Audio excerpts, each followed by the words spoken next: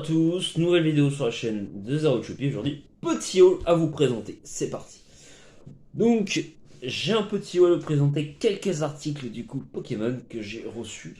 Le premier article que je vais vous présenter, à savoir bon évidemment Anna ne fait pas cette vidéo aujourd'hui parce que elle n'a pas pris d'article manga, donc du coup pas trop d'intérêt à être dans cette vidéo, sauf si elle veut bien m'accompagner. Mais c'est pas le cas. Alors, le premier truc que je vais présenter, c'est ce petit. Comment ça s'appelle C'est pour les écouteurs. C'est ma mère qui me l'a offert du coup. Et c'est le. Ouais, c'est ça. C'est pour les petits. C'est le petite protection pour les écouteurs Pokémon. Et je vais vous ouvrir ça. Et j'ai les petits écouteurs dedans qui vont avec. Voilà. Hein, donc les petits écouteurs de Pikachu, très sympa. Je crois que ma mère, ça lui a coûté 20 euros, un truc comme ça, si je dis pas de bêtises. Donc voilà les petits écouteurs de Pikachu. Donc voilà pour ça. Donc c'est assez sympa. Ensuite, le prochain article. Alors on a été à Rennes du coup à Mime samedi après-midi.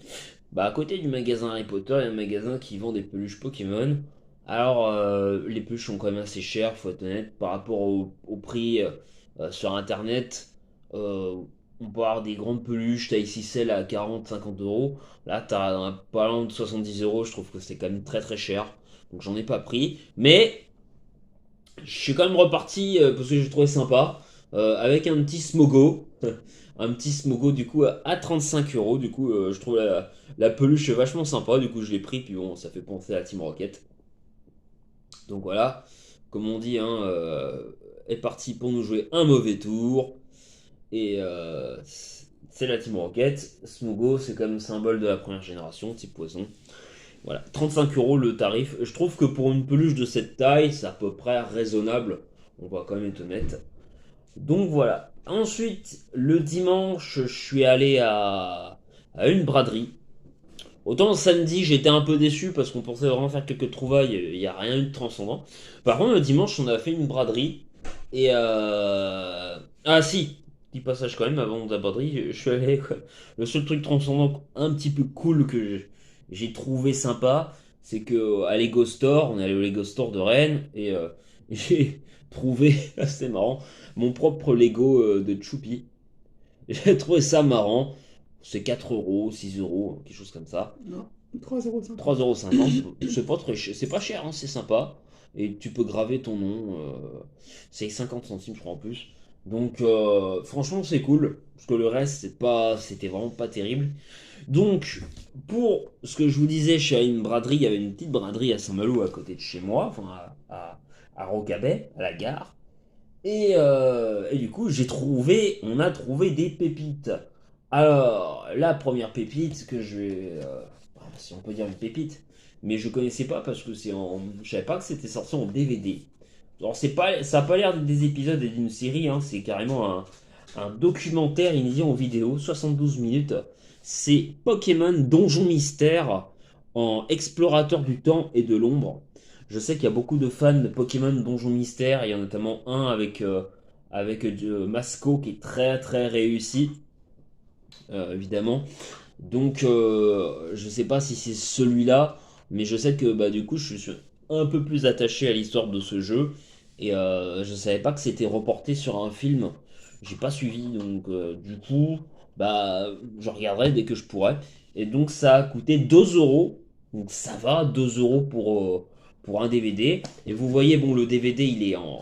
Je vais vous montrer, il est quand même en bon état, hein, en braderie. Ça va quoi. Hein. Hop, on va, on va regarder. Ouais, ça va, ça a l'air d'aller. Le DVD a l'air d'être en bon état.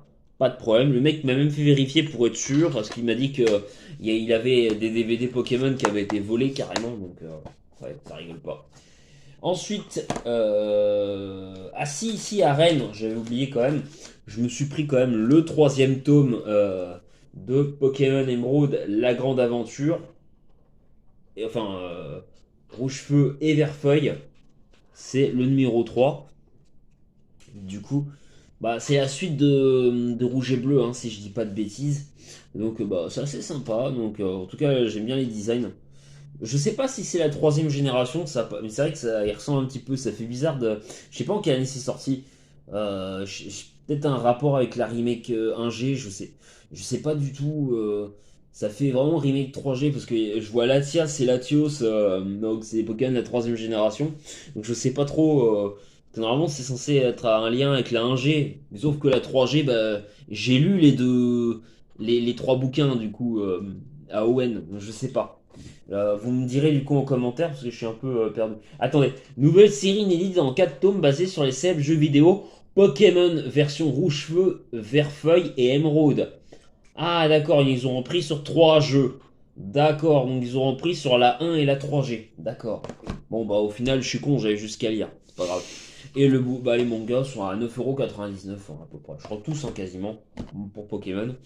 Ensuite, donc, bah, évidemment, la braderie, l'article que j'ai trouvé chez deux vendeurs, un vendeur, des cartes Pokémon version japonaise, des vieilles cartes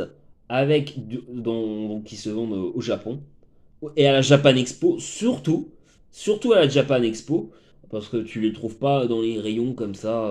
C'est à la Japan, alors, c'est pas rare, mais c'est pas non plus si évident que ça à trouver. Donc moi j'appelle ça une pépite parce que bah j'ai jamais vu quoi. Hein. Enfin, en tout cas j'ai jamais eu ces cartes en possession. Donc c'est du coup Pocket Monster. Évidemment en Pokémon écrit ça s'appelait Pocket Monster dans les années 90.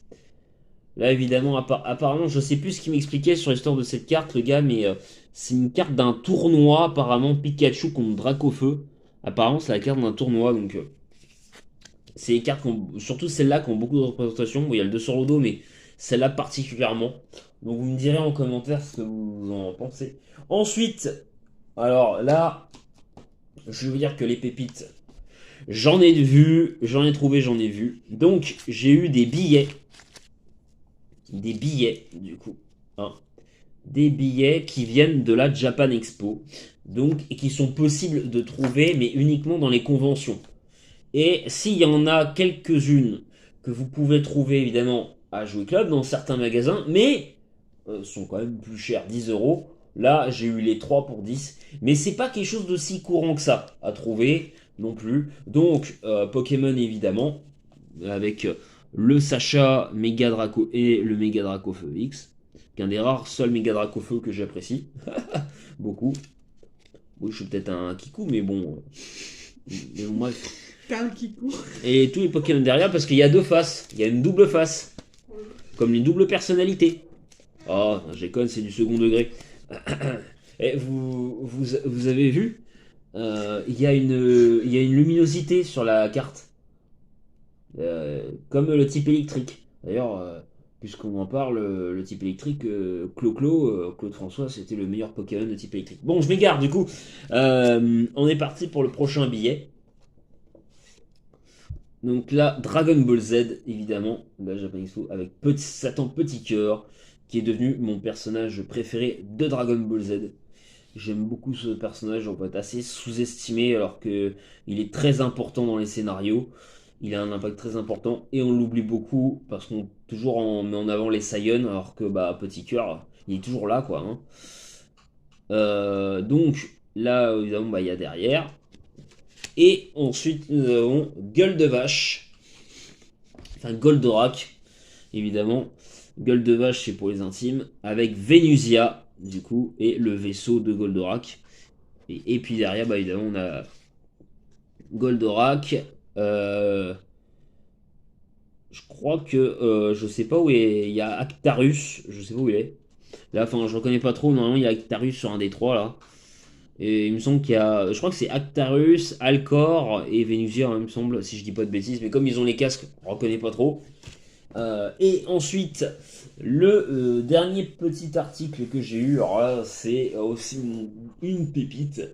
Eh ouais, le poster, même pas le poster, le cadre, à 15€, j'ai eu de Gueule de Vache. Et vachement sympa quoi. J'ai kiffé, j'ai eu les yeux dessus tout de Une suite. toile? Une toile. Je sais plus, il m'a expliqué avec du papier glacé. Non, c'est une toile tout court. Non, une toile, ouais, une toile. C'est pas. Non, mais il expliquait que ça a été du papier glacé, un truc comme ça. En tout cas, il m'a vraiment précisé en quoi c'était fait. Parce qu'il y a des gens qui vous font des impressions sur Internet qui vous font croire que c'est C'est des ça, vrais. c'est ce qu'il disait sur du Voilà, papier sur du glacé. papier glacé et ils vous font un truc qui ressemble un peu à ça. C'est pas du tout le cas. Là, c'est vraiment une toile pour le coup. Donc, hyper sympa. Le cadre est vraiment magnifique. 15 euros, je pouvais pas laisser Attends, passer. j'accroche. Je pouvais pas laisser passer cette chance. Évidemment, je sais que ma mère, ça l'a fait un peu rager. Je l'ai vu avant elle, donc là-dessus, je suis content.